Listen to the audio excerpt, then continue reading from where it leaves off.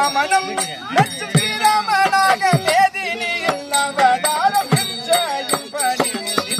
கோமுக சூழல் என்பவரை வச்சமாய் வந்து மடிந்தேன் இரண்யாக்கதன் அவரை அச்சரவே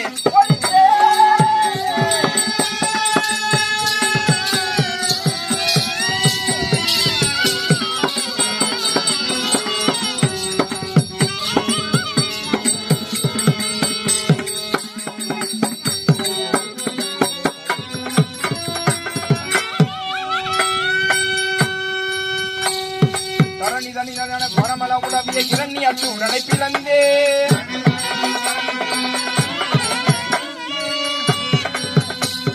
தரணி தனிதனை பரமன உலவிய இரண்யாட்சூரனை பிளந்தேன்